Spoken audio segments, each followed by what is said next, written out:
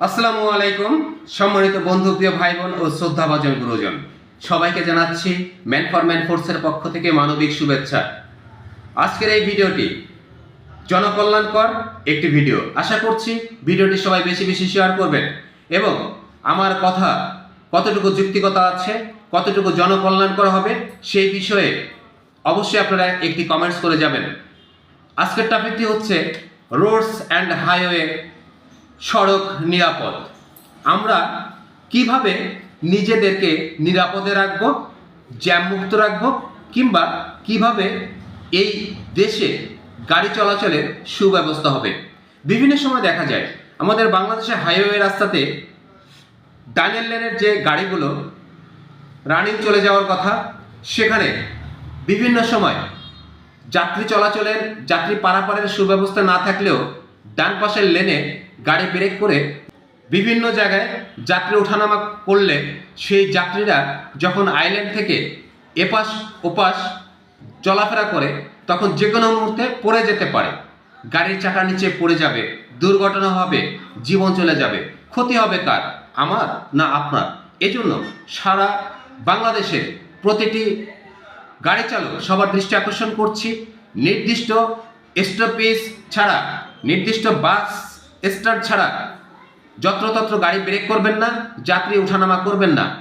যেখানে নির্দিষ্ট স্থান আছে, গাড়ি স্টপেজের ব্যবস্থা আছে, সেখানে গাড়ি ব্রেক করবেন। তাছাড়া যেখানে পথচারী চলাচলের জায়গা নেই কিংবা যাত্রীরা এপার থেকে ওপারে যাওয়ার কোনো সুব্যবস্থা নেই, সেখানে গাড়ি ব্রেক করে যাত্রী ওঠানামা করবেন না। সাধারণ জনগণ যারা আছেন, আমি আপনাদের সবার দৃষ্টি আকর্ষণ করে বলছি, যে কোনো গাড়িতে চলাচলের সময় অবশ্যই স্টপেজ ব্যবহার করতে হবে, ট্রাফিক আইন মেনে চলতে হবে। যত্রতত্র গাড়ি থেকে ওঠানামা করবেন না, গাড়ি রানিং অবস্থায় ওঠানামা করবেন না।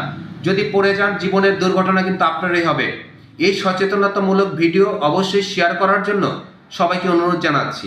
রোডস অ্যান্ড হাইওয়েতে যারা সার্জেন্ট আছেন, ট্রাফিকের দায়িত্ব পালন করছেন, অবশ্যই সরকারি আইনগুলো বাস্তবে পরিণত করতে হবে।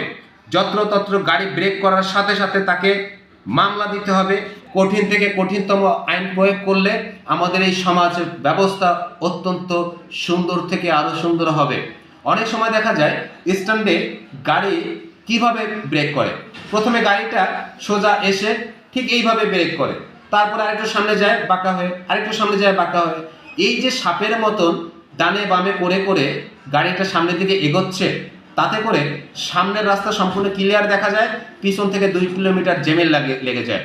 প্রত্যেক চালকের দৃষ্টি আকর্ষণ করে অনুরোধ করে হুঁশিয়ারি সংকেত দিচ্ছি, আপনারা গাড়ি চালাবেন, ব্রেক করবেন, গাড়িটা সোজা ব্রেক করবেন, যাতে করে পিছনের গাড়িটা সামনে চলে যেতে পারে।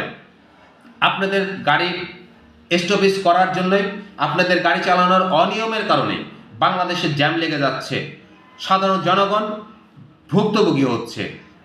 রোগীরা নির্দিষ্ট সময়ে যত দ্রুত সম্ভব হাসপাতালে পৌঁছাতে পারছে না। একটি অ্যাম্বুলেন্স দ্রুত হাসপাতালে পৌঁছাতে ব্যাহত ঘটছে। তো এই জন্য গাড়ি চালকদেরকে অবশ্যই আরও শিক্ষা অর্জন করতে হবে এবং বিআরটি এর অনুমতি ক্রমে যে লাইসেন্স পেয়েছেন, লাইসেন্স পাওয়ার সময় যে নিয়ম জেনেছেন, সেই নিয়ম অনুযায়ী গাড়ি চালানো করতে হবে, গাড়ি চালাতে হবে, গাড়ি স্ট্যান্ড করতে হবে। যত্রতত্র যাত্রী নামানো যাবে না। ওভারব্রিজ যেগুলো আছে, ওভারব্রিজ ব্যবহার করতে হবে। আইল্যান্ড ডেঙ্গিয়ে ডেঙ্গিয়ে রাস্তার এপাশে ওপাশে করতে গেলে আপনারই দুর্ঘটনার সম্ভাবনা আছে। তো সম্মানিত বন্ধুরা, অবশ্যই নিজে সচেতন হন, অন্যকে সচেতন করুন। যারা আছেন সবাই এই দেশের উন্নয়নে, মানবতার কল্যাণে কাজ করুন। আসুন আমরা সবাই নিজেকে পরিবর্তন করি। নিজে পরিবর্তন হলে দেশ পরিবর্তন হবে, সমাজ পরিবর্তন হবে। আমরা যতই আন্দোলন করি না কেন, সড়ক বাঁচাও আন্দোলন কিংবা যে কোনো আন্দোলন করি না কেন, নিরাপদ সড়ক চাই, কোনো কিছুই কাজ হবে না যতক্ষণ না পর্যন্ত আমার এই বিবেক, আমার এই বুদ্ধি কাজে না লাগাবো, সঠিক পথে কাজে না লাগাবো।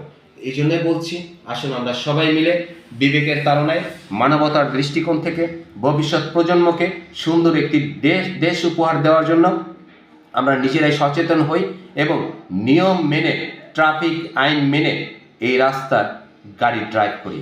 সবার সর্বাঙ্গীন মঙ্গল কামনা করছি। সবাই সুস্থ থাকুন, ভালো থাকুন। আসসালামু আলাইকুম।